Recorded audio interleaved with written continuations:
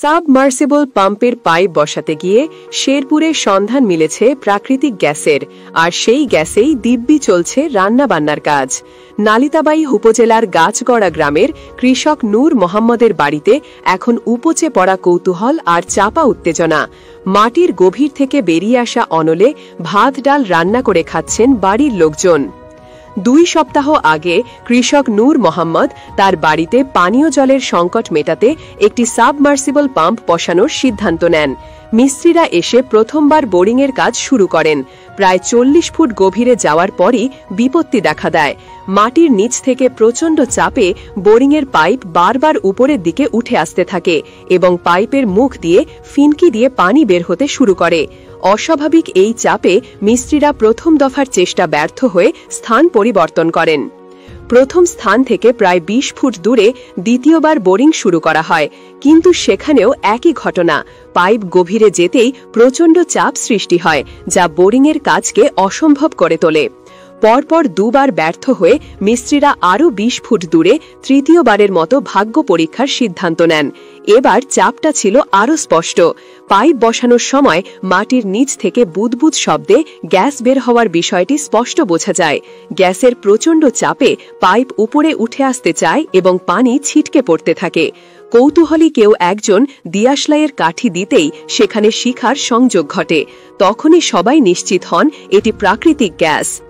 পরপর 3 বার ব্যর্থ হওয়ার পর বাড়ির মালিক নূর মোহাম্মদ হতাশ হয়ে পড়েন। অবশেষে বাড়ির পূর্ব দিকে চতুর্থবারের চেষ্টায় একটি সফল বোরিং সম্পন্ন করা সম্ভব হয়, কিন্তু তৃতীয় গর্তটি থেকে অবিরত গ্যাস বের হতে থাকে। বাড়ির মালিক নূর মোহাম্মদের ভাষায়, পানির জন্য মেশিন বসাতে গিয়ে গ্যাসের সন্ধান পেয়েছি। এখন ওই গর্তের মুখে পাইপ লাগিয়ে শিখা ধরিয়ে ভাত তরকারি রান্না করছি। কিন্তু এটা তো কোনো সমাধান নয়। পানির জন্য আমাদের 4 বার জায়গা বদলাতে হয়েছে। একদিকে গ্যাসের সন্ধান পাওয়ায় আনন্দ হচ্ছে, অন্যদিকে ভয়ও লাগছে। এদিকে এই ঘটনায় পুরো এলাকা জুড়ে চাঞ্চল্য ছড়িয়ে পড়েছে। প্রতিদিন দূর দূরান্ত থেকে মানুষ এসে এই অভূতপূর্ব দৃশ্য দেখছেন। তবে এই আনন্দের পেছনে লুকিয়ে আছে এক গভীর শঙ্কা।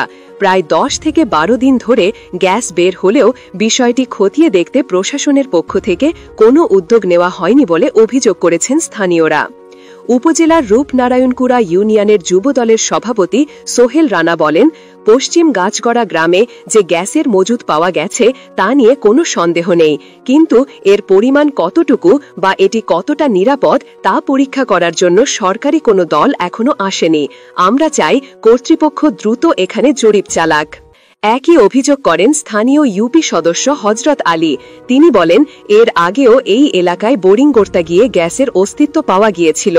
এবারের ঘটনাটি আমরা উপজেলা নির্বাহী কর্মকর্তাকে জানিয়েছি, এমনকি ভিডিও ফুটেজও পাঠানো হয়েছে, কিন্তু 10-12 দিন পেরিয়ে গেলেও তিনি কোনো খোঁজ নেননি বা কোনো ব্যবস্থা গ্রহণ করেননি।